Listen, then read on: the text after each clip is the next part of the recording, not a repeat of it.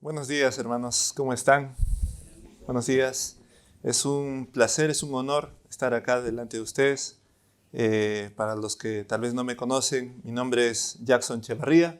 Yo soy esposo de Betiana y por encargo de nuestro pastor Víctor, hoy tengo el honor de poder también predicarles un poquito acerca de la palabra del Señor. Es un gusto volver también después de tanto tiempo.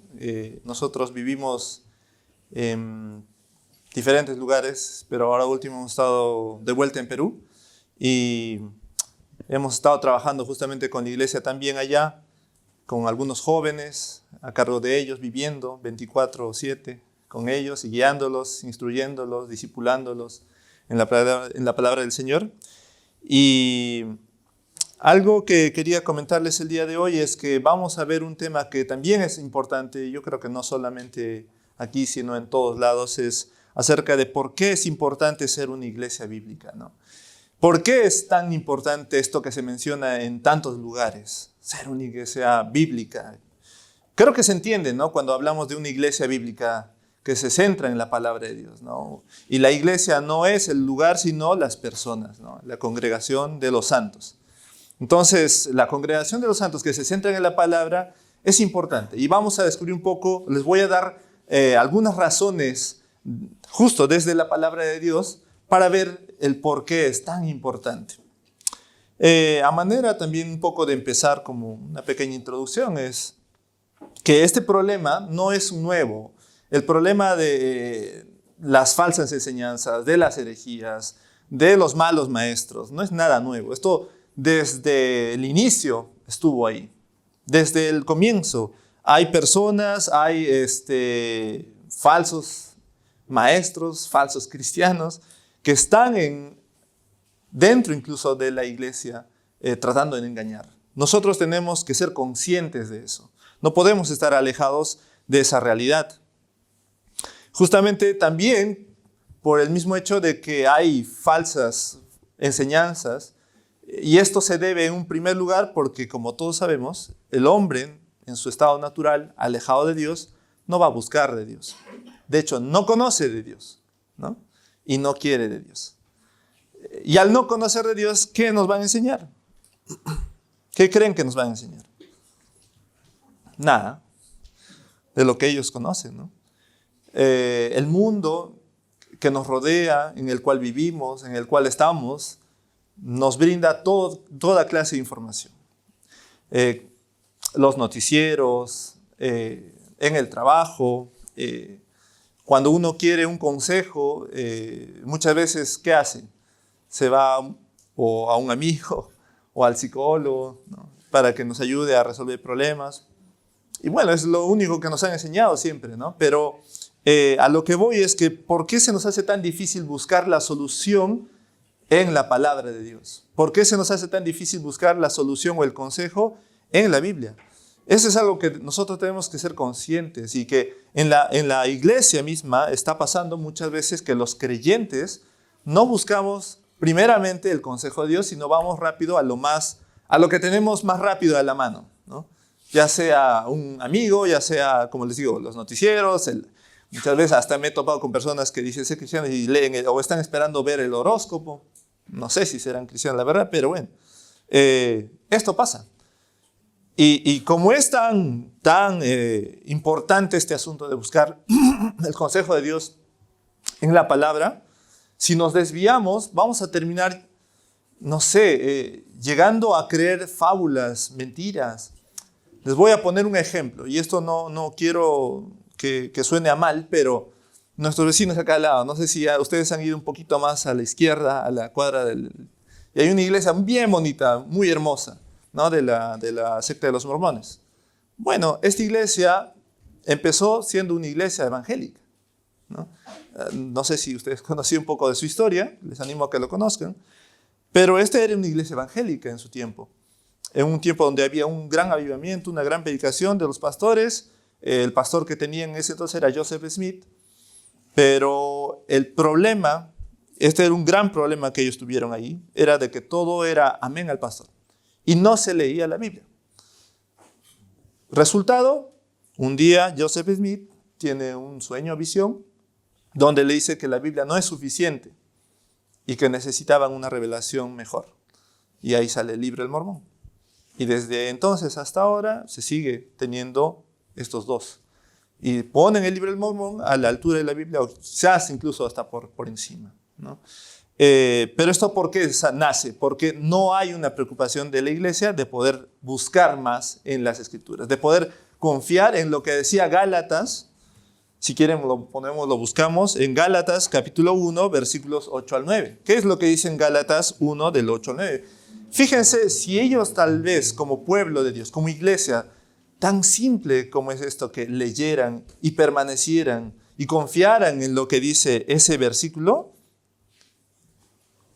hubieran frenado este movimiento que tanto daño está haciendo, tanta confusión está trayendo, porque te vende una idea de cielo falsa. ¿Qué dice en Gálatas 1:8? Mas si aún nosotros, está hablando Pablo, nosotros como apóstol, ¿no?, o un ángel del cielo os anunciare otro evangelio diferente al que os hemos anunciado, sea anatema. En este caso sea maldito, condenado al infierno. Mire, tan simple. Y eso es tal cual lo que pasó con Joseph Smith en una visión. Pero ¿qué dice la palabra? Ahí es donde nosotros tenemos que saber en quién confiar. Y solo podemos confiar en lo que Dios dice, no en lo que alguna visión, un sueño o una persona viene y te pueda decir. Si está en contra de la palabra, bueno, es sencillo, le creo a la palabra, porque es Dios mismo hablando. Mírense la importancia de ser una iglesia bíblica. El apóstol Pablo, en el pasaje que vamos a ver, en el pasaje central que es 2 de Timoteo, capítulo 3 del 14 al 17 y luego hasta el 4, capítulo 4 al versículo 5. Vamos a ir desde 2 de Timoteo de 3:14 hasta el 4 al 5. Vamos a leer ese el pasaje central. Pero en estos pasajes les doy como un contexto rápido. Pablo está en la cárcel, es un segundo encarcelamiento que tiene Pablo en Roma, probablemente ya para morir, y él ya está en una situación difícil en la cual él no va a poder ir a la iglesia necesariamente a resolver o a tratar los problemas que están amenazando, que son justamente falsos maestros. Él está viendo y él sabe y es consciente de que hay falsos cristianos, falsas enseñanzas, están amenazando, están por entrar o están entrando a la iglesia tratando de venderles ideas diferentes a las que ya se han predicado. Y Pablo le dice a su siervo Timoteo, a un joven que está dejándolo a cargo básicamente de su tarea, de su labor, de que él tenga cuidado y que tenga en bien a prepararse, que tenga en bien cuidarse, de que no se deje engañar y que enseñe a la iglesia que tampoco se deje engañar. Y le está diciendo con diferentes mensajes y palabras lo siguiente. Le dice Pablo a Timoteo: mas los malos hombres y los engañadores irán de mal en peor, engañando y siendo engañados.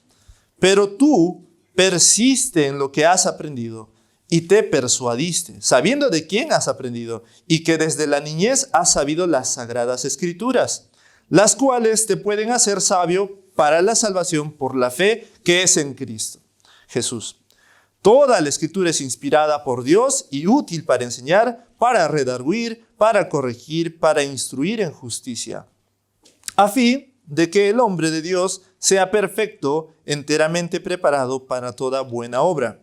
Te encarezco delante de Dios y del Señor Jesucristo, que juzgará a los vivos y a los muertos en su manifestación y en su reino, que prediques la palabra, que instes a tiempo y fuera de tiempo, redarguye, reprende, exhorta con toda paciencia y doctrina. Porque vendrá tiempo cuando no sufrirán la sana doctrina, sino que teniendo comezón de oír, se amontonarán maestros conforme a sus propias concupiscencias y apartarán de la verdad el oído y se volverán a fábulas. Pero tú sé sobrio en todo, soporta las aflicciones, haz obra evangelista, cumple tu ministerio. Eso le dice Pablo a Timoteo. Tomé este pasaje porque esta es una de las cosas que creo y veo de las tantas que nos muestra cómo debemos nosotros también como creyentes, como iglesia, conducirnos en medio de un mundo que nos está vendiendo ideas falsas. Un mundo que no conoce de Dios y que lo único que te va a decir en su pecado es cualquier otra cosa, lo que ellos consideren, si es que consideran que existe un Dios. Porque en nuestra realidad hay muchos que dudan incluso de la existencia de un Dios. Y los pocos que llegan a conocer tienden a distorsionar la realidad de quién es ese Dios, el Dios de la Biblia. Te pueden decir que la tierra es Dios, te pueden decir que el universo es Dios, que el cosmos es Dios, que hay una energía. O sea, hay tantas cosas que la gente cree, porque así lo cree, porque en su corazón, que aún no ha sido librado de su pecado, te va a vender y te va a decir que es verdad. Y cuando tú no tienes cómo defender o rebatir esas ideas o una certeza de lo que está diciendo, si es verdad o no, te puedes creer. Pero ¿cómo poder saber, estar seguros de qué es verdad y no? Bueno, justamente el Señor Jesús nos dijo, ¿no?, que su palabra es verdad. Eso es lo que nosotros predicamos ahora. La Biblia es verdad. ¿Por qué? Porque no es un libro que sale de la mente de hombres. Es un libro que habla de la sabiduría que Dios mismo posee. Es la sabiduría divina.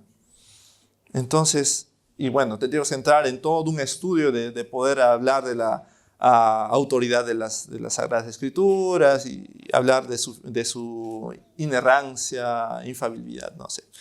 Pero no vamos a hacer eso. Lo que sí creo que como iglesia sabemos es que podemos confiar en las Escrituras, porque es de Dios. Pero volviendo al punto que les decía, desde esta ignorancia que el mundo posee actualmente, el mundo nos está tratando de hacer entender y conocer cosas nuevas, cosas diferentes, alternativas a Dios. Pero como les dije, o sea, los maestros que no están en Dios te van a enseñar cualquier cosa menos lo que es la palabra de Dios. Entonces hay que tener cuidado. Hay que tener cuidado. Incluso si te vendieran que existe un Dios, puede ser tal vez el mismo conocimiento que habla la Biblia cuando dice que el diablo conoce, ¿no?, cree en Dios y hasta tiembla. Pero no basta con creer en Dios para ser salvo del infierno. Yo puedo creer que existe Dios. Sí, existe un Dios. Pero eso no te va a borrar el pecado, la ofensa, las ofensas que has hecho ante Dios. Esa es otra cosa. Y ahí hay que entrar en otro paso más, ¿no? No basta solamente creer que existe un Dios. Si ustedes van a Perú, en el contexto donde yo nací y crecí, tú sales a la calle y preguntas, ¿usted cree en Dios? Sí, yo creo en Dios. Sí, y vas a ver en todos los lugares, sí, todos creen en Dios. Claro, porque todo es una cultura católica. Todos creen en Dios, a todos se les ha predicado que existe un Dios.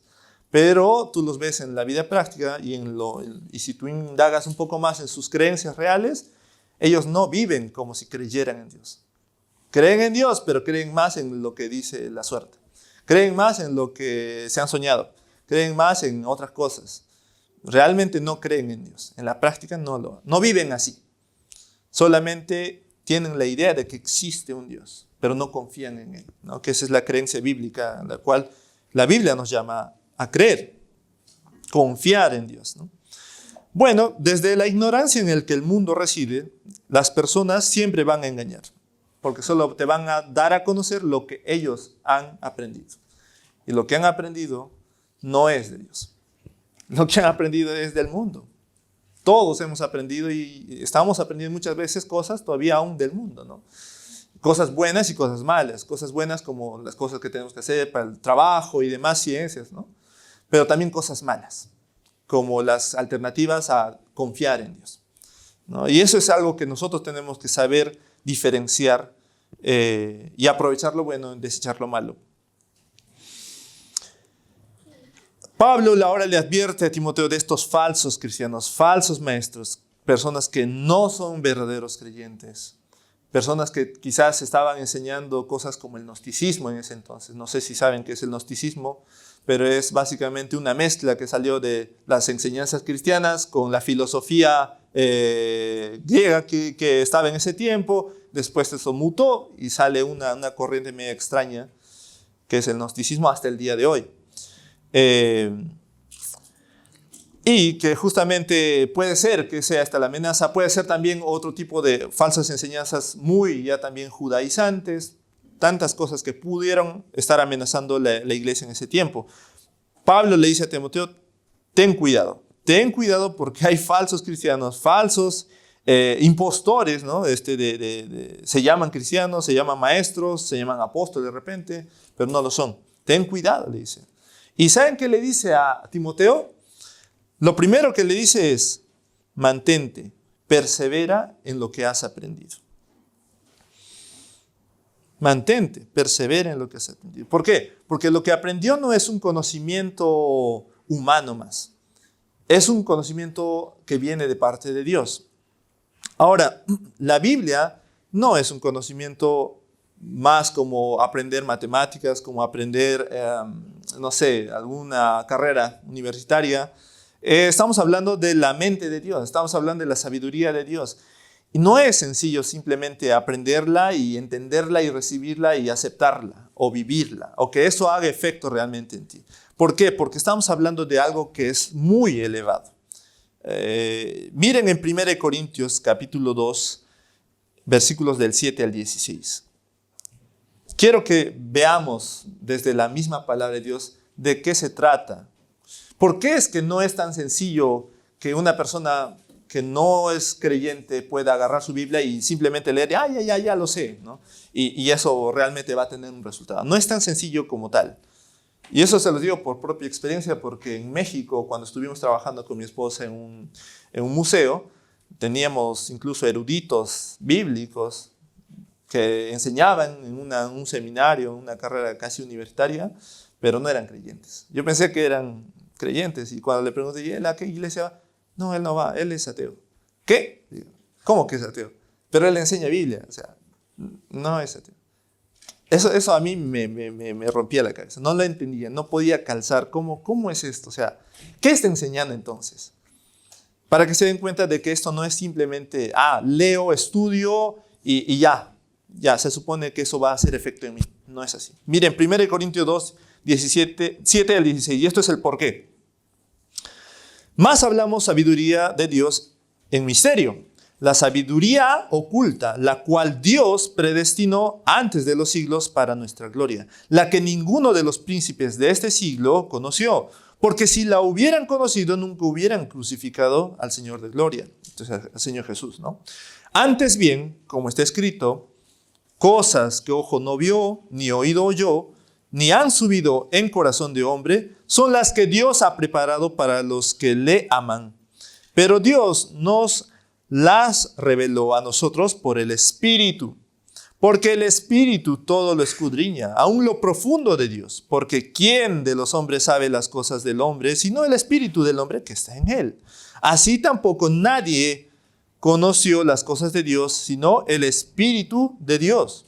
Y nosotros no hemos recibido el espíritu del mundo, sino el espíritu que proviene de Dios. Esto es importante.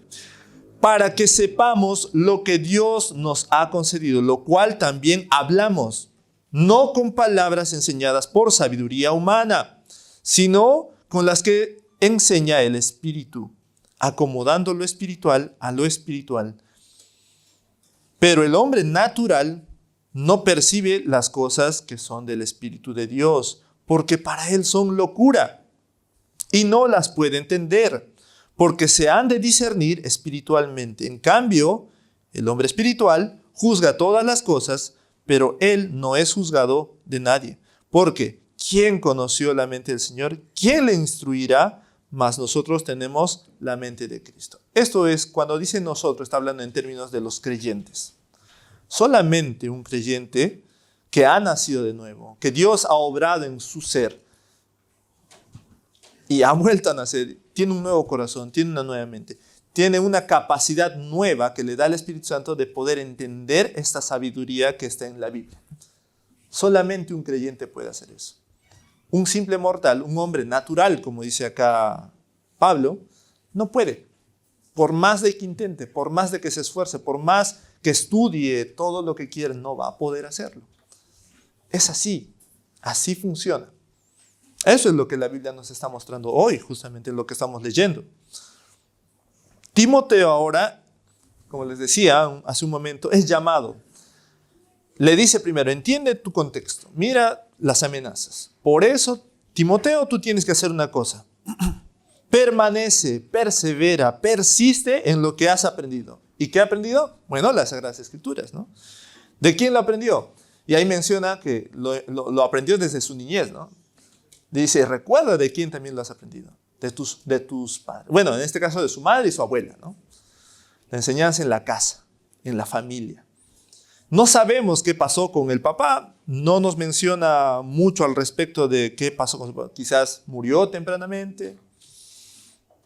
Pero menciona que recuerda lo que has aprendido, lo que te enseñó.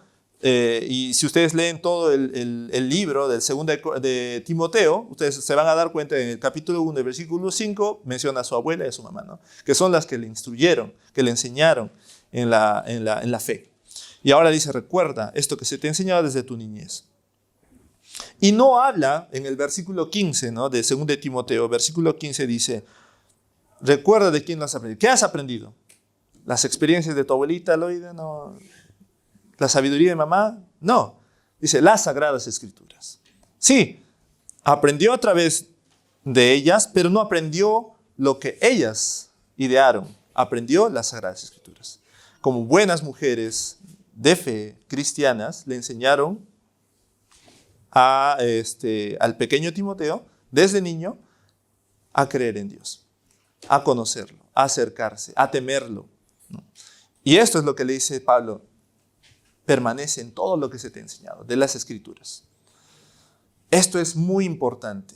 Como iglesia bíblica, es importante que nosotros también hagamos lo mismo que Pablo le dice a Timoteo, permanecer en lo que hemos aprendido, en lo que estamos aprendiendo, en las Escrituras. De esa manera vamos a poder ser y tener como un escudo contra esas falsas enseñanzas, contra esos falsos maestros. Dios no permite de que a esta iglesia llegue ese día en el cual vengan falsos maestros, falsas enseñanzas, dividan la iglesia y esto se torne en un caos. Eso es lo peor que puede pasar a una iglesia, la división. Y hay de aquellos de que lo realizan. Hay de aquellos de que lo realizan. Pero por eso justamente como iglesia bíblica tenemos que hacer lo que dice también acá Pablo a Timoteo, permanecer en las Sagradas Escrituras. Si uno se llena de esto, está preparado contra cualquier falsa enseñanza, cualquier falso maestro, cualquier persona que quiera venir a engañarnos, a estafarnos. Y es por eso, porque tenemos que confiar en la sabiduría que Dios ha depositado en su libro. Que en primer lugar dice, ¿no? No sé si lo tenemos ahí, el versículo 15, 16. 15. Al final dice, ¿no? Que desde la niñez has sabido las Sagradas Escrituras, las cuales te pueden hacer sabio para la salvación por la fe que es en Cristo Jesús. El primer objetivo de la Biblia es mostrarte el Evangelio. Creo que ese es el centro al cual gira y el mensaje central de todos los libros, desde el Génesis hasta el Apocalipsis, se tratan del Evangelio. Todo apunta al Evangelio y está centrado en la vida, la muerte, la resurrección, la obra del Señor Jesús, ¿no? El Padre, nuestro Señor Jesús, el Espíritu Santo y el Hijo están como personaje central en todas las páginas de la Biblia. Si ustedes leen toda la Biblia, se van a dar cuenta que todo apunta a eso, al Evangelio. Y por eso es que Pablo no se equivoca cuando le dice que, en primer lugar, te enseñan cómo ser salvo, ¿no? Por la fe que es en Cristo Jesús. Sí, la Biblia nos va a dar ese primer punto.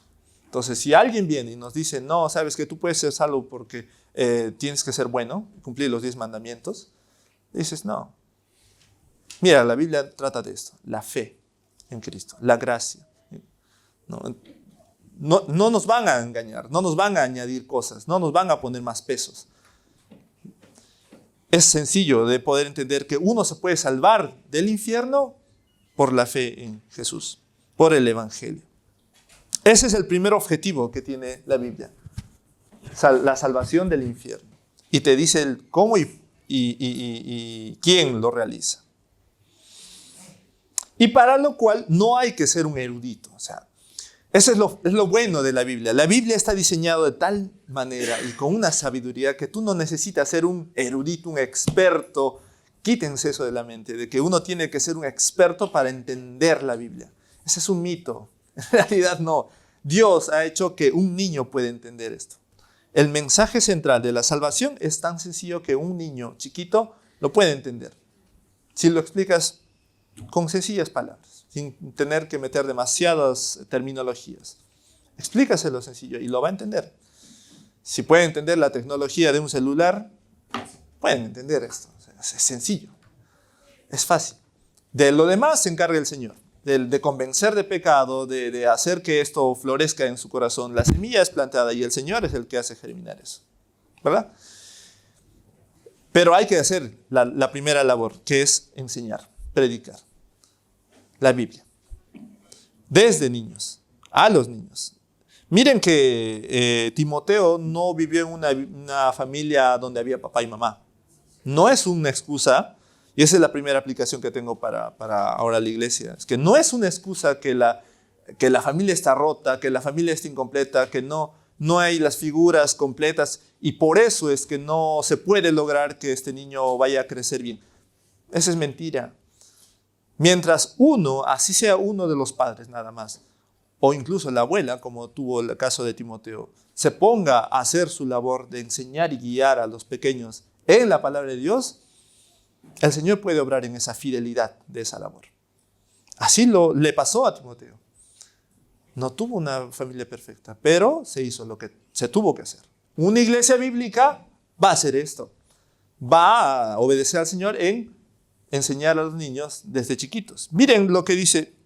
¿En qué parte de la Biblia dice que nosotros tenemos que enseñar? Bueno, vamos a Proverbios 22:6, por ejemplo. Y si alguien de repente ahí sentado me puede ayudar con Deuteronomio 6, del 6 al 7, y Efesios 6:4, por favor. Tengo 3 versículos nada más rápidamente para poder mostrarles que la Biblia nos llama a hacer esta labor.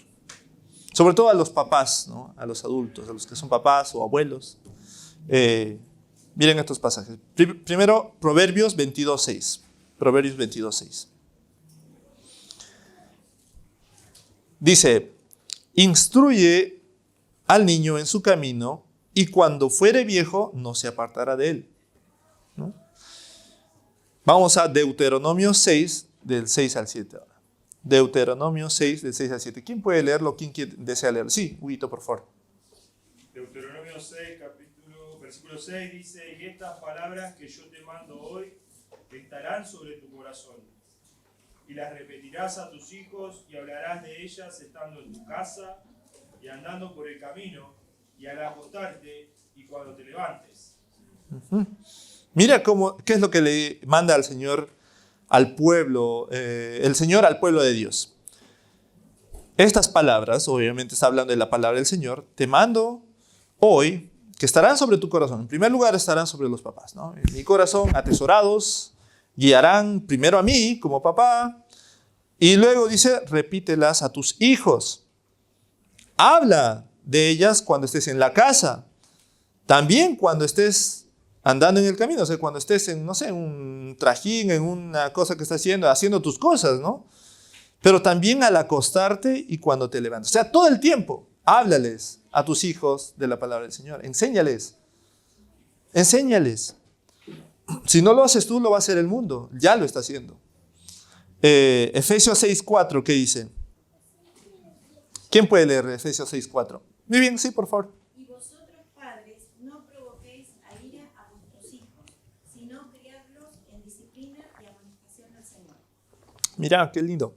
Dice, vosotros padres no provoquen a ira a vuestros hijos. No los enfurezcan. Esto es algo que tendríamos que hablar más profundamente. Pero dice, el mensaje que termina dice, críenlos en la disciplina y amonestación del Señor. Este es el Nuevo Testamento, ¿no? Que ahora estamos leyendo. Críenlos en la disciplina y en la amonestación del Señor. Dígame si no es claro este mensaje para la iglesia. Una iglesia bíblica, si va a honrar y va a ser bíblica, realmente tiene que respetar estos principios. Tiene que hacer lo que le toca, como papás, ¿no? Esa es la importancia de tener enseñanza de la palabra de Dios. Entonces, ese es el primer llamado para los papás, que se esmeren, que se preocupen en guiar a los niños chiquitos. Ellos pueden aprender, ellos pueden entender, pero tenemos que ser fieles en esa labor. Y el Señor se encargará de producir los frutos en ellos. Y el otro llamado, esta es la segunda parte, porque también Pablo no le dice, ya, quédate nomás, ya. Timoteo le dice, persevera, ¿no? Persevera.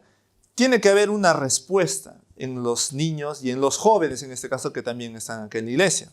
Porque acá también la otra parte es para los jóvenes.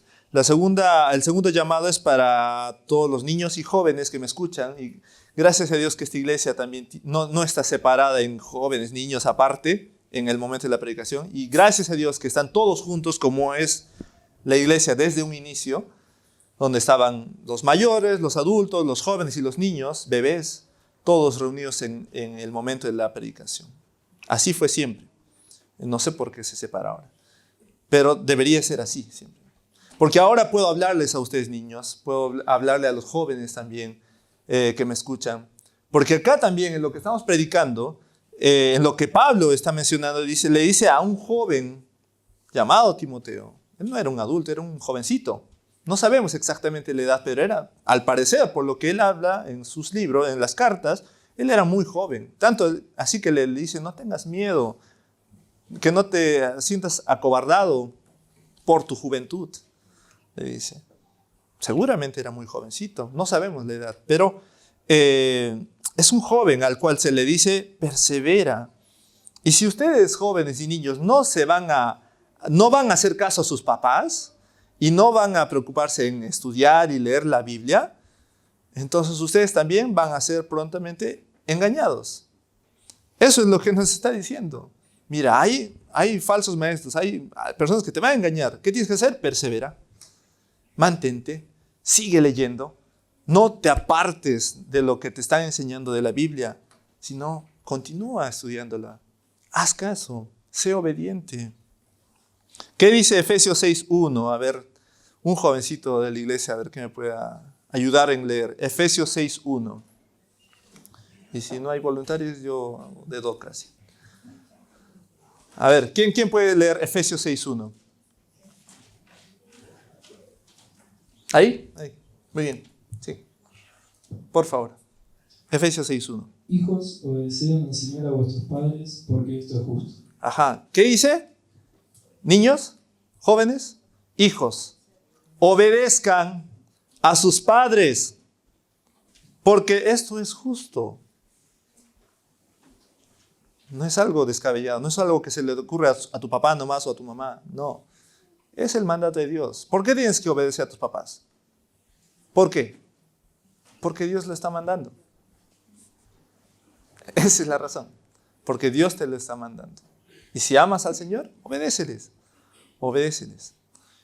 Y si te enseñan de Dios, obedéceles. Guárdalos. Atesora esos conocimientos en tu corazón. Eso también es parte de ser una iglesia bíblica. Respetar todo lo que la Biblia nos manda.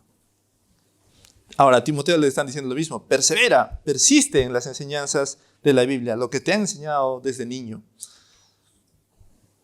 Para evitar que vengan falsos maestros, que venga un amiguito, que venga, no sé, cualquier cosa que quieran, la música que estamos escuchando, que ahora también tiene mucho efecto en nuestros oídos, o los videos de TikTok que ves y que te enseñan miles de cosas que no son bíblicas, los programas que ves, y eso ya en general también, o sea, los noticieros, las redes sociales, incluso amigos que vienen con consejo y te dicen, sí, yo sé cómo se puede hacer eso, mira, has tenido este problema, ya, yo te ayudo, mira, yo hice esto.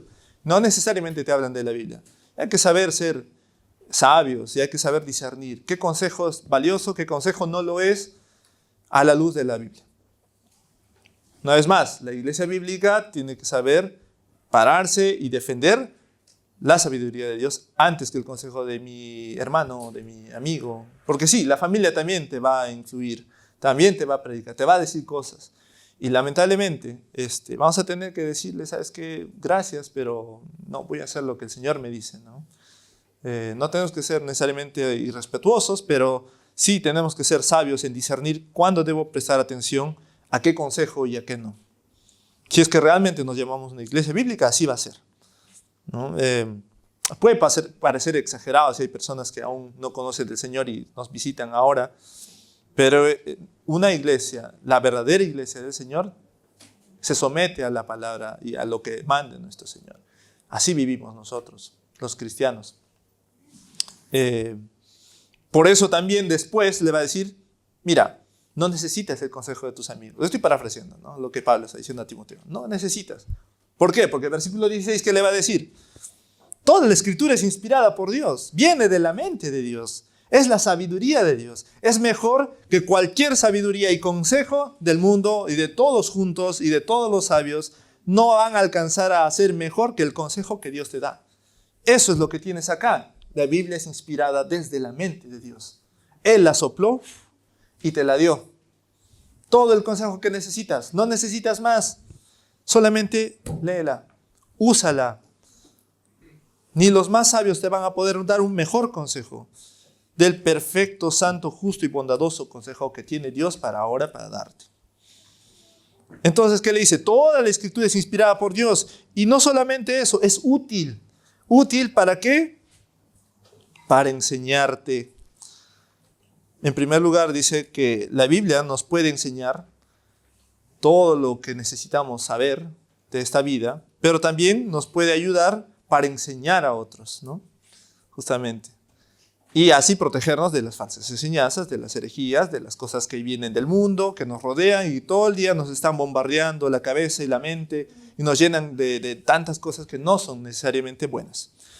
Bueno, ahí tienes la Biblia, que ha sido diseñada y ha sido útil para hacernos completos, perfectos, preparados para toda buena obra. Entonces, nos sirve para ser enseñados y también para enseñar lo que realmente agrada a Dios. ¿Qué más dice? Es útil para redarguir. Le está diciendo Pablo a Timoteo. Usa la Biblia porque es útil para redarguir. ¿Qué es redarguir? Dice, ¿no? Bueno, es reprender, también en otras versiones dice reprender o convencer con argumentos. Esa es la palabra en el diccionario, ¿no? Convencer con argumentos, en este caso en primer lugar, de pecado. Esto la Biblia nos ayuda bastante porque nos dice qué es pecado, qué ofende a Dios y qué no es pecado, qué no ofende a Dios, qué es agradable al Señor. Bueno, acá te va a dar los argumentos de qué es y qué no es. Eso es básicamente redarguir, convencer, reprender. En primer lugar, nosotros somos reprendidos, somos, ¿no?, convencidos de que estamos actuando bien o mal, pero también nos da la capacidad de poder hacerlo con los demás.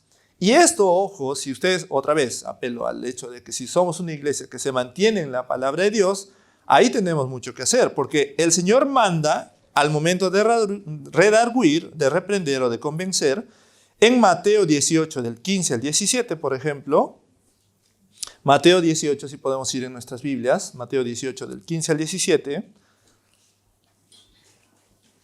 de cómo debemos hacerlo, porque no solamente dice redarguir, ya, reprende a tu hermano cuando esté en pecado, pero no te dice cómo, no solamente te dice hazlo, sino también te va a dar del cómo debes hacerlo. Mateo 18, del 15 al 17. Y te dice, a ver, por tanto, si tu hermano peca contra ti, ve y repréndele estando tú y él solos. Si te oyere, has ganado a tu hermano. En otras versiones dice solamente si peca. Y eso es importante, porque si tú ves que tu hermano está en pecado, pues no seas malo. Anda y repréndele y dile, ¿sabes qué, hermano? Estás haciendo mal, cuidado. Esto te va a destruir. Esto te trae mal. Si somos una iglesia bíblica, vamos a hacer esto, redarguir. Vamos a ir y le vamos a confrontar. Vamos a hacerle caso al Señor que nos dice que tenemos que ir cuando vemos que alguien está pecando y le vamos a decir, ¿sabes qué? Estás mal. Y si te escucha, genial, ¿no?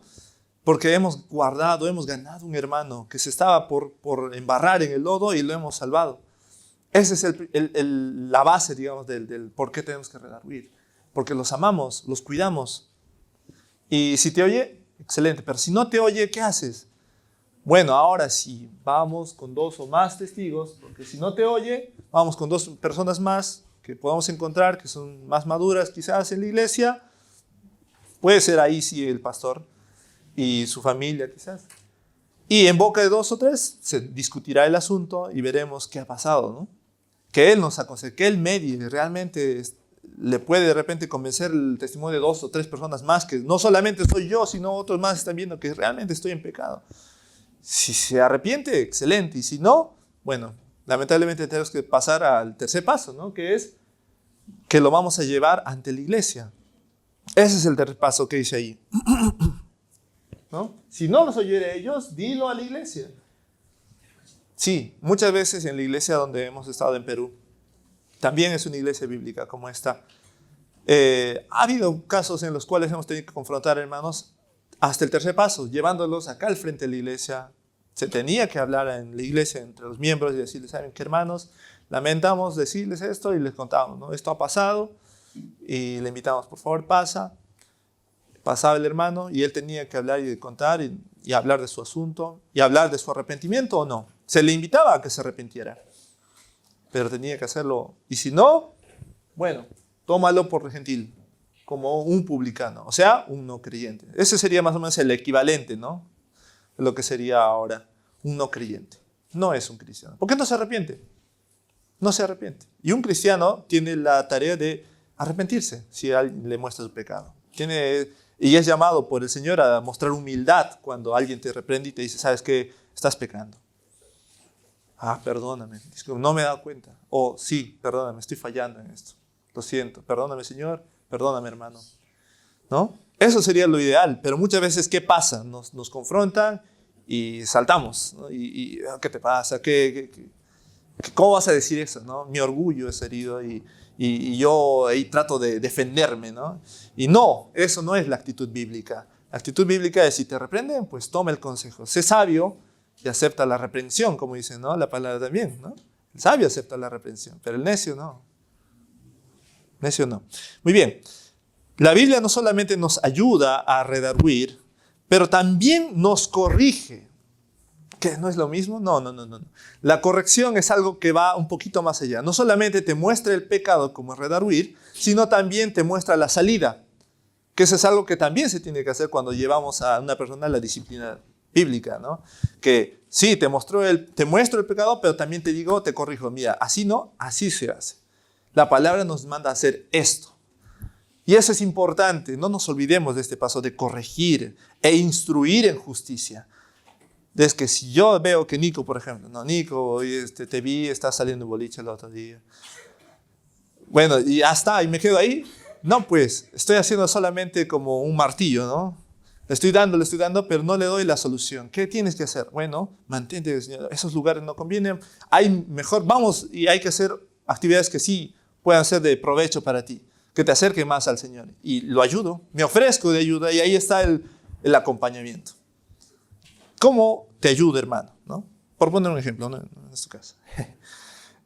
Pero ese es el punto de la disciplina. Yo tengo que redarguir, sí, pero también acompañar, a corregir e instruir en justicia. O sea, en todo, cuando hablo de justicia, hablo en todo lo que es agradable al Señor. Todo lo que en la práctica, los actos, son agradables para Dios. Yo tengo que enseñar esto. Eso es lo que Pablo le está diciendo ahora a Timoteo. Usa las escrituras porque te van a ser útiles para todo esto. Mira, todo esto. Mire, en lo que he mencionado hasta ahora, no sé si todo eso estamos practicando hoy en día. No sé si todo eso lo estamos haciendo. Y está algo tan chiquito que está mencionando la Biblia. Imagínense toda la sabiduría que tiene para darnos y que podemos hacer. El pueblo del Señor tiene que permanecer y obedecer lo que va aprendiendo de la palabra de Dios. No sé si estamos haciendo eso, estamos siendo diligentes en obedecerlo. No te pido que seas perfecto, ¿no? En el sentido de que no vayas a pecar. Y la Biblia cuando dice que sí, la Biblia es útil y corregir, pero también te puede hacer perfecto, dice, ¿no? Útil para volver al hombre perfecto para toda buena obra. Bueno, no está hablando de que no vas a pecar nunca, está hablando de ser completo. La palabra perfecto en el sentido que está hablando es de ser completo, preparado, equipado en todo sentido para toda buena obra. Que estés listo para la batalla, ¿no? Y en ese sentido es en el cual también nosotros debemos estar completos, perfectos. Sí hay un llamado de perfección de parte de la Biblia. Y eso es algo que el mundo, por ejemplo, te dice, no, no es necesario que seas perfecto. Bueno, la Biblia te dice que sí. Tienes que ser perfecto. Esmérate en ser perfecto. Aunque no lo vas a lograr, porque nadie va a lograr ser perfecto, en realidad, ¿no? Pero tienes que intentar hacerlo en el sentido de no pecar, en el sentido de ser completo para la batalla, en el sentido de estar equipado con todo lo necesario para poder luchar contra tu pecado y contra el pecado del mundo que te rodea, ¿no? No lo vas a lograr, pero vas a avanzar a hacerlo menos y menos y menos. No sé si me dejo entender. Espero que no me esté complicando y no los esté complicando a ustedes, ¿sí? Pero esto es algo que nos llama la Biblia. Pablo por eso sabe de que hay falsos maestros y les dice, tú vas a combatir con estas cosas de la palabra, que te van a ayudar a estar equipado, preparado para cuando haya esa necesidad de defenderte y defender a los demás. Y esa es una primera parte, ¿no? En segundo lugar también, que ya va justamente por los otros versículos del capítulo 4 en adelante, no solamente la Biblia nos está mostrando ahora de que hay falsos maestros que nos están amenazando y que debemos de cuidarnos, sino que también, y ahora que tú estás aprendiendo de la palabra, es importante que tú puedas ahora enseñar al mundo, predicarles al mundo, que no solamente te cuides, sino que tú también alimentes al mundo con la verdad. Que tú seas como iglesia bíblica, luz para ellos. Nosotros tenemos un llamado a enseñar al mundo la verdad, para que no se sigan engañando, para que no sigan creyendo fábulas, mentiras, bien elaboradas, ¿no? Entre ellos. Tenemos un llamado, por ejemplo, en Mateo 28, 19 al 20, de discipular, ¿no? Dice, anda y haz discípulos, ve y haz discípulos de todas las naciones, bautízalos y enséñales todo lo que el Señor Jesús nos ha enseñado. Enseña. Pablo le va a decir algo similar ahora a Timoteo en el capítulo 4, en el versículo 2 sobre todo, dice, predica la palabra en tiempo y en fuera de tiempo. O sea, cuando es oportuno y cuando tú crees que, no, creo que en este momento no. Igual, predícale la palabra. Predícale la palabra. Sí. Necesitamos llenar la vida de las personas con la palabra de Dios. Porque todo lo que le está llenando es la sabiduría del mundo. Se está llenando de todo eso. ¿Qué tenemos que hacer? Si ves que toda la iglesia está llena de polvo, de hojarasca, de tierra, no sé, basura, ¿qué haces? La limpias, ¿no? Bueno, tenemos que hacer eso con el mundo, en la mente de las personas del mundo. Tenemos que limpiarla. Y eso lo vamos a hacer con la palabra de Dios. Ahora nos llama y nos dice, mira, predícales en tiempo y fuera de tiempo. Cuando es oportuno, limpia, porque está sucio, porque lo necesitan. Tenemos que insistir y pensar en cómo yo le puedo hablar a las personas de todos los aspectos de la Biblia a través, o sea, con la palabra, ¿no? Porque sí, la Biblia nos brinda esa sabiduría. Te puede hablar de matrimonio, te puede hablar de sabiduría, de cómo conducirte como en la sociedad, te puede hablar de economía incluso, te puede hablar de cómo debes ver el sexo, cómo debes ver, no sé, tus hobbies. O sea, sinceramente yo no sé qué tema no puedo encontrar que la Biblia no me guíe, al menos en los parámetros más generales, ¿no? Tal vez no tan específicos, pero sí en los más generales, los principios generales que me guían y me dicen, ¿sabes qué? Haz todo lo que te edifique y lo que no, no. Y acá me brinda todo esto. La Biblia me brinda esa sabiduría. Eso es lo que yo tengo que en primer lugar llenarme y ahora yo también enseñarlo, predicarlo a los demás, porque los demás también se están llenando de basura. La mente está siendo llenada de basura de ellos.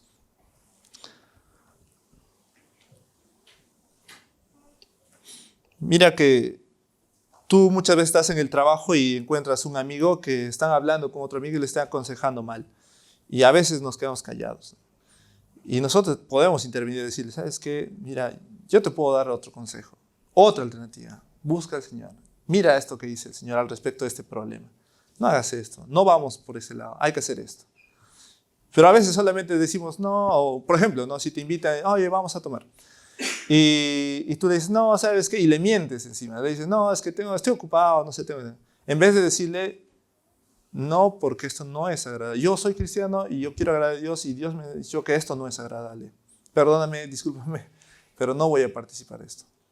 A veces nos cuesta responder de esa manera y inventamos excusas por salir. Y claro, no lo hacemos, pero no le damos la verdad. Ese es el problema. No le damos el porqué real de por qué la verdad. Que yo no hago estas cosas que tú practicas que están mal. Simplemente salgo por no pecar, pero no me preocupo de enseñarles. Y eso es algo que nos falta a nosotros. Tenemos que un poquito ir un paso más allá.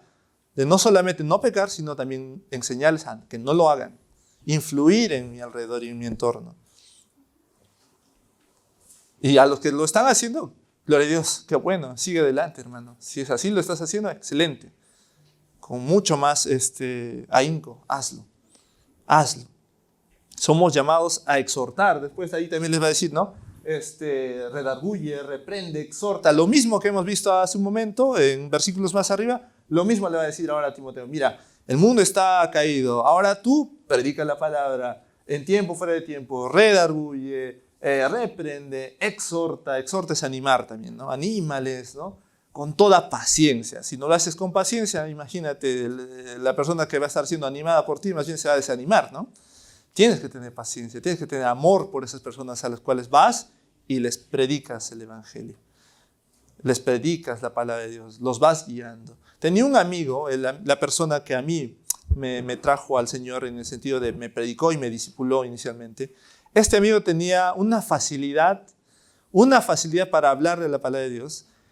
Era como que él venía, se hacía tu amigo y en un momento están hablando de política y no sé en qué momento, pero te transformó la conversación a estar hablando de Dios. Y tú dices, ¿pero en qué momento hemos cambiado de conversación? Era así. Tenía una facilidad de poder. Yo creo que esto era, ¿por qué? Porque él tenía fresca la palabra en la mente. Todo lo relacionaba con el Señor. Todo. Absolutamente todo. Y eso era increíble. Me encantaba. Y yo terminaba al final en mi catolicismo muy cerrado, hablando de eso, pero sin sentirme atacado, ni ofendido, ni incómodo, sino me gustaba escucharlo y aprender. Eso era increíble, porque sabía que él tenía una sabiduría que era superior. Y ahora entiendo que no era su sabiduría, era la sabiduría de Dios. Y era atractiva además. Pero eso, gracias a esa amistad y a que él pudo hablarme de esa manera y predicar y enseñarme la palabra, pude llegar a creer, ¿no? A arrepentirme, a que el Señor transforme mi vida. Yo creo que si nosotros nos damos ese tiempito de poder enseñar y predicar y redarguir y reprender y exhortar a nuestros amigos o nuestros familiares la palabra de Dios, el Señor va a obrar en eso.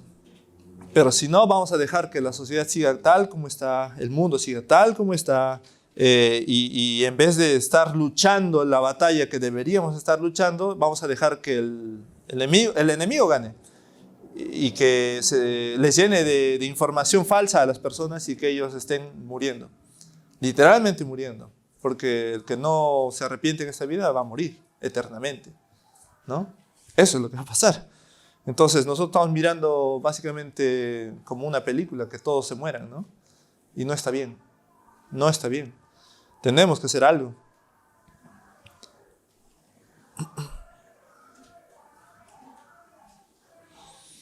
Muy bien, entonces ahí justo cuando le dice Pablo a Timoteo que haga esta labor de predicar, de redarguir, también le plantea un problema que va a tener, que la gente no te va a querer escuchar. Pero entonces, ¿cómo hago? No, diría uno. Mira, Pablo, me está diciendo, predica, pero me vas a decir que esta gente no va a querer, no va a sufrir lo que le estoy queriendo predicar, la palabra, no va a querer escucharme. Va a hacer oídos sordos, es más, se va a ir con otras personas, ¿no? Entonces, ¿qué hago? Bueno, ahí no le dice, ya, no, solamente si te escucha, predícale, si no, ya déjalo. No, ahí le dice, predica. Pero tú no te dejes vencer por esas cosas, le dice, ¿no? No, predica. No hay una excusa necesariamente. Tenemos que predicar. Sí, la audiencia no va a estar escuchando y feliz, va a recibir todo lo que dice, amén. No, porque como les dije en un inicio, el pecado del hombre no va a querer las cosas de Dios, va a buscar otras cosas, va a rechazar todo lo que viene de Dios y en su corazón pues no la va a atesorar. De hecho, te van a tal vez hasta escuchar un ratito, ¿no? Yo he tenido ya la oportunidad de ver en otras iglesias donde vienen días, meses, semanas. Al tiempo se aburren, se hartan. Cuando tú eres muy bíblico realmente, o sea, se aburren, se hartan y se van. No, y te ponen excusas. No me gusta la música, son muy aburridos, son muy serios, son muy bíblicos, un poco más ya dicen. ¿Qué quieres que te diga entonces? ¿Que te enseñe, no sé, pasos de baile? Tengo que enseñarte la palabra porque es una iglesia. Y la iglesia se llama bíblica. Bueno, entonces tengo que enseñarte la Biblia. Si no te gusta, entonces estás mal, hermano. Y justamente por eso necesitas arrepentirte. Yo sé que no te va a gustar, pero tú lo necesitas. Pablo sabe de esa necesidad y le dice a Timoteo, ellos lo necesitan, predícales la palabra. Predícales. Aunque no quieran escuchar, esto es normal, predícales la palabra. Es normal que no les va a gustar. Pero el Señor va a obrar en esto, porque no es tu sabiduría, no es tu poder de convencimiento el que va a hablar en esas palabras. Es el Espíritu Santo que va a obrar en la predicación del Evangelio. ¿Mm? Entonces, hazlo, solo hazlo. Porque la gente sí va a buscar lo que es más cómodo para ellos. Eso es lo que está diciendo, de que van a tener comezón de oído, no van a querer sufrir la sana, o sea, la verdadera predicación bíblica, que van a buscar maestros conforme a los deseos de su corazón pecaminoso. Y esto es sencillo y fácil de ver cuando tú ves personas que muchas veces se alejan porque, no sé, tú les confrontaste, porque tú les predicaste esta verdad y le hirió justo y incluso se puede acercar y decir, tú has predicado en contra mío. No, hermano, estoy leyendo la palabra. Y la palabra, si te ha hablado, bueno, algo te quedará decir. Tal vez tienes que arrepentirte, tal vez tienes que hacer caso, pero yo no soy el que estoy hablando. Estoy hablando de lo que dice la palabra. Y gloria a Dios que la predicación expositiva existe porque solamente expone lo que la palabra quiere decir ese día. No te conoce, no conoce muchas veces el predicador tus problemas, no necesariamente te está atacando. Predica lo que la palabra ahora viene a decir. Y eso es lo que está diciendo ahora. Prediquemos la palabra, porque la gente no quiere escuchar. La gente busca maestros según a sus deseos pecaminosos. Van a encontrar personas que no les digan, ya, ahí me voy. A esa iglesia me voy. Donde no me molestan, donde no me fastidian, donde no me dejan cómodo estar sentado ahí, no me quita mi paz, ¿no? Donde no tengo nada que hacer, no me incomodan. Incluso estoy pecando y no me dicen nada. Estoy bien ahí. Esa iglesia está bacán. Esa iglesia está bien, está chévere. Así es la gente. Naturalmente el humano es más tendido al pecado que a lo de Dios. Y eso es cómodo. Y eso agrada. Entonces la gente va a querer irse a esas iglesias o pseudo iglesias o simplemente no congregarse. Por último, y te ponen la excusa de, yo no me congrego porque la iglesia es hipócrita o son hipócritas y no, estoy mejor así. Yo creo en Dios y creo, sí, como decía un meme, ¿no? A 7 demonios más le gusta esa publicación. Para mí un cristiano que no se congrega no es un cristiano. Si es que verdaderamente es un nacido de nuevo y está feliz ahí en el mundo diciendo que cree en Dios y no se congrega, no, yo no creo que sea un cristiano. Dudo mucho que eso sea normal, porque no es normal. No es normal que un hombre de Dios no quiera estar en el pueblo de Dios y esté feliz en el mundo, donde la iglesia más bien es el escudo y el resguardo que Dios ha provisto para que todos los que estamos amando a Dios nos alimentemos de esa palabra y nos resguardemos de lo que el mundo te va enseñando y te va contaminando. Uno se debería sentir incómodo en el mundo, estando ahí rodeado de toda la inmundicia, no cómodo. ¿Se acuerdan de Lot? ¿Cómo se sentía en Sodoma y Gomorra? Decía, estaba incómodo, no estaba cómodo, estaba turbado, estaba atormentado, no estaba feliz. Aunque tomó decisiones equivocadas, sí, puede pasar, pero no estás cómodo. Un verdadero creyente es así. Entonces, para mí un cristiano que no se congrega no es un cristiano. Es mi opinión y eso es lo que yo veo también en las Escrituras. Si analizo y sacas bien, eso es así, ¿no? Pero bueno, No quiero ser extremista tampoco. Entonces, a lo que íbamos era de que Pablo ahora le dice, ¿no?, que soporta. Una de las cosas que te dice es palabra, predica la palabra, van a venir estos falsos maestros, exhorta, anímales, pero no te van a escuchar. Lo que tú tienes que hacer ahora es ser sobrio, no caer, no sucumbir ante las tentaciones. Sobrio, ¿qué es sobrio, no? Fácil de entender, ¿no? Cuando uno está ebrio y cuando uno está sobrio, ¿no? Bueno, cuando le dice que sea sobrio, en todo, le está hablando justamente de no caigas, no cedas ante tus pecados. Mantente alerta, mantente guardado, no cedas, no te embriagues del pecado, sino tú mantente sobrio. Si los demás no quieren escuchar lo correcto, lo que es de Dios, y si obran mal, tú no cedas, tú no caigas. Tú sé sobrio, sé prudente. ¿No? Ten la mente clara en lo que es correcto, en la palabra de Dios. Eso es lo que le anima. Nosotros también tenemos que hacer lo mismo.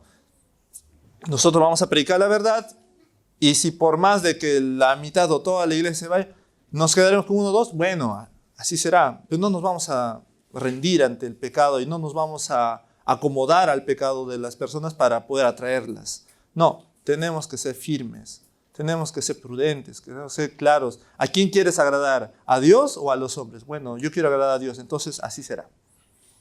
Así, tiene que ser así. Tenemos que poner las cosas claras, las prioridades en orden. No podemos ceder ante el pecado. No, por más de que todo el mundo lo haga, yo no lo voy a hacer, ¿no? ¿Qué más le dice? Sé sobrio. De ahí le dice, soporta las aflicciones. Porque sí, cuando tú vas a hacer esto, cuando tú vas a ser bíblico, vas a tener que sufrir el hecho de que tú estás haciendo lo correcto, de que tú estás predicando la verdad y que te van a odiar porque haces eso. Vas a tener aflicciones. Y el que no tenga aflicciones, pues, probablemente también no está mostrando quizás la actitud correcta, ¿no? Pero ahí creo que es en el mismo libro de Timoteo donde dice que es normal eso que pase. Si uno quiere ser un verdadero creyente, va a tener que sufrir aflicciones. ¿Por qué? Porque vas a hablar la verdad. Y esa verdad va a traer consecuencias en los oídos de los demás que no lo quieren. Te van a odiar, te van a mirar feo, te van a hacer a un lado, te van a decir de todo. Tienes que sufrir aflicciones. Es parte del proceso. No te sientas mal. Pero obviamente aflicciones por causa de hacer lo correcto, por causa de predicar lo correcto. Ahora, si son aflicciones de tu pecado, esa es otra cosa. Esas ya es consecuencias de tu error, ¿no? Pero estas aflicciones que habla acá Pablo a Timoteo es las aflicciones por hacer lo correcto. Que eso sí es agradable y eso es bueno que pase. Sufre cuando haces lo correcto y por eso te hacen mal. Bueno, súfrela, está bien. Eso es bueno. El Señor sufrió más incluso. Tú como siervo, ¿cómo no vas a sufrir? Sería raro, ¿no? ¿Qué privilegios tienes tú que Jesús no tuvo? No, claro, vamos a sufrir. Pero eso es bueno, es un buen síntoma.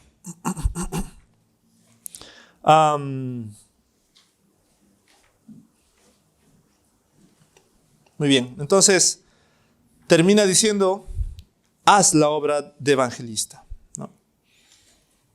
Haz la obra de evangelista. Esto es que prediques el mensaje central de la Biblia, el Evangelio, ¿no? ¿Saben qué es el Evangelio?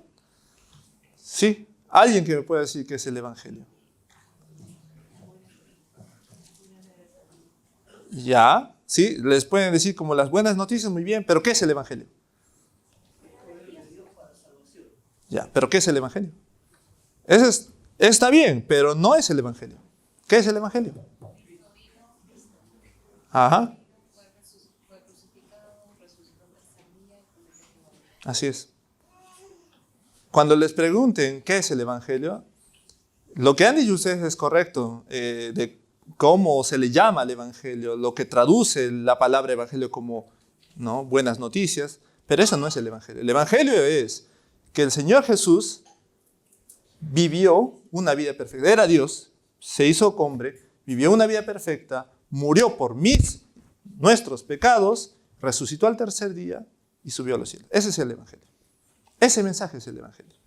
Si no lo tenemos claro, tenemos que ahora entenderlo. Si te pregunto qué es el Evangelio, responde eso. Responde eso. Ese es el Evangelio. Y eso es lo que salva. El arrepentimiento de los pecados y la fe en la vida, muerte y resurrección de nuestro Señor Jesucristo. Ese es el Evangelio. Tenemos que hacer la obra de evangelista, nos dice, ¿no?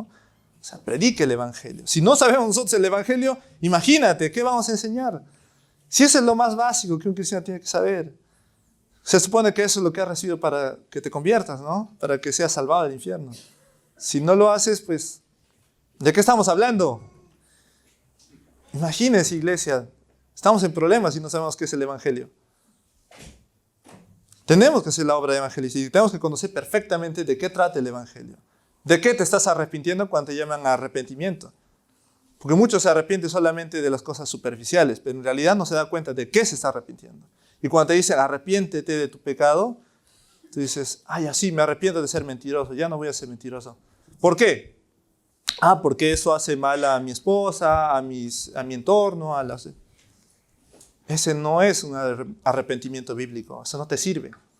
Cualquier persona no creyente se puede arrepentir de no mentir de esa manera, porque afecta a los hombres.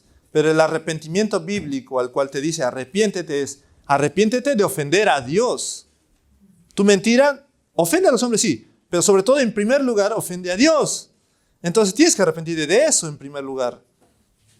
No sé, por ejemplo, la infidelidad es mala contra tu esposa, tu esposo, pero eso es lo secundario. Lo principal es que ofende a Dios, porque estás rompiendo el pacto que Dios ha hecho entre tú y tu esposa. Estás ofendiendo a Dios. O sea, todo el arrepentimiento tiene que ser basado en Dios, en lo que haces en contra de Él. Ese es el arrepentimiento bíblico. Yo me arrepiento de ser pecador, o sea, de ser ofensor contra Dios. Y ahí empieza el mensaje, ¿no? De que yo ahora creo que Jesús vino a salvarme, a pagar mi falta contra el Señor, cuando no lo merecía. Tenemos que hacer la obra de evangelista, pero para eso tenemos que entender primero el Evangelio bien y predicarles eso también a ellos, que se arrepientan de ofender a Dios, de ser pecadores, no solamente de que pequen, sino de ser pecadores. Arrepiéntense de ser pecadores y crean en Jesús.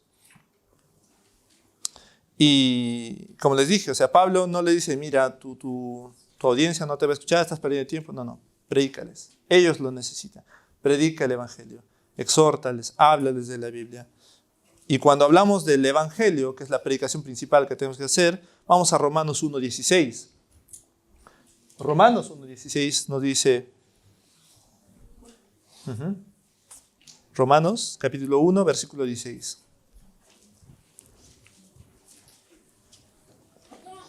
No me avergüenzo del Evangelio, porque es poder de Dios para salvación a todo aquel que cree, al judío primeramente y también al griego. Esto es básicamente a todos.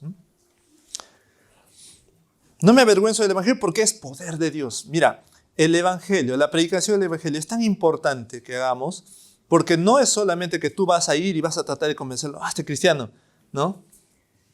Y que tus palabras o tu forma, las palabras, no sé, más astutas que puedas usar, ¿no? O no sé, las didácticas o lo que sea, métodos, van a ser lo que va a convencer a esta persona que crea, ¿no? Si no, va a ser el poder mismo de Dios, el Espíritu Santo, que va a convencer a esa persona de que se arrepienta, de que crea. Por eso dice, es poder de Dios para salvación de todo el que cree. Y por último, Pablo va a terminar diciendo, cumple, Timoteo, tu ministerio. Cumple tu ministerio. Ya, Timoteo, yo ya no puedo hacer más, mi tiempo ha llegado, voy a morir. Básicamente eso es lo que dice en el versículo siguiente que vamos a ver después de 16 y 17, ¿no? Ya no, estoy ya para la muerte, le dice Timoteo, por favor, cumple tu ministerio. Y ahora, para finalizar y como una conclusión, iglesia bíblica, este llamado es el mismo llamado que nosotros también tenemos. Nuestro ministerio es de poder ser luz aquí en la tierra, de poder predicar la palabra, de hacer un cambio en la sociedad, por mantenernos en la verdad, por perseverar en esa verdad, por predicar esa verdad a todo el mundo que no conoce de Dios, que está engañando y que son engañados. Entonces no dejemos que esas mentiras tampoco entren a nuestra iglesia, sino tenemos que predicar. Tenemos que mantenernos en la verdad y predicar esa verdad. Eso es lo que les animo, hermanos, con las mismas palabras de Pablo. Cumplan el ministerio que tenemos cada uno de nosotros como iglesia bíblica. Por eso es importante la iglesia bíblica, porque se mantiene fuerte, porque es sólida, porque influye. No solo somos asistentes pasivos, que estás ahí sentado en tu sitio y recibes nomás y no haces nada, chao, hasta el siguiente domingo, y de ahí sigue y estás bien con Dios, ¿no? No, la iglesia no debe ser así. Es una comunidad que tiene que estar cada uno obrando y haciendo algo. Si no lo haces acá adentro, sobre todo hazlo afuera, ¿no? En tu familia, en tu entorno. Mira, cada uno individualmente tiene mucho que hacer, de crecer, de aprender la palabra de Dios. A nivel familiar tienes también mucho que hacer. Tienes los papás para guiar a sus esposas, a sus hijos, las mamás igual, a sus con su esposo. Tienen mucho que hacer. A nivel de ministerio, como comunidad también tenemos mucho que hacer. Entre nosotros, como les mostraba ahora, la disciplina bíblica, el hecho de exhortarnos, de animarnos, de predicarnos, de ayudarnos, pero también con el mundo, ¿no? Tenemos que hacer algo también con el mundo. La iglesia tiene que hacer algo. Tenemos muchas cosas que hacer. Tenemos que seguir creciendo para ser cada vez más y más bíblicos, más y más orientados y guiados por la palabra de Dios. Ese es el llamado que tengo para hoy a todos ustedes, hermanos. Vamos a orar. Amado Padre Celestial, gracias, Señor, porque nos has dado, Señor, una congregación que está buscando, Señor, alimentarse de tu palabra, que está buscando ser guiada por ella, que quiere, Señor, crecer más en el conocimiento, Señor, de ti, de tu voluntad, de lo que es agradable para ti, Señor. Gracias por habernos abierto los ojos de que estábamos obrando mal, de que estábamos obrando a ciegas, Señor, según a lo que el mundo nos enseñaba. Y que nos has abierto ahora los ojos de esos engaños, Señor, y que nos has hecho ver que creer y confiar en todo lo que tú dices, Señor, es mejor. Ayúdanos, Señor, a seguir alimentándonos de esa voluntad, de esa verdad, Señor. Que nuestra mente se llene más de tu palabra que lo que recibimos del mundo, Señor. Ayúdanos para que hablemos la palabra, para que respiremos esa palabra, para que compartamos, Señor, en nuestras casas, en nuestros trabajos, en nuestros ocios, Señor, en todo tiempo, Señor, que podamos estar hablando, pensando, meditando, respirando, enseñando, Señor, también tu palabra, porque el mundo lo necesita, Señor. Estaban perdidos como nosotros, Señor, y tu palabra puede hacer una gran obra en sus vidas, puede transformar una sociedad, puede transformar el mundo, Señor. Tú lo sabes y por eso nos mandaste, Señor, a predicar, a ser discípulos, para que les enseñemos, Señor, todo lo que tú, Jesús, nuestro Señor, nos has enseñado.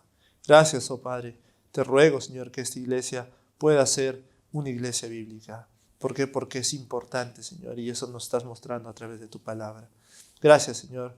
Bendícenos, ayúdanos, Señor. Seas glorificado en toda la obra que se realizará, porque todo es para tu honra, tu gloria, Señor. Amén.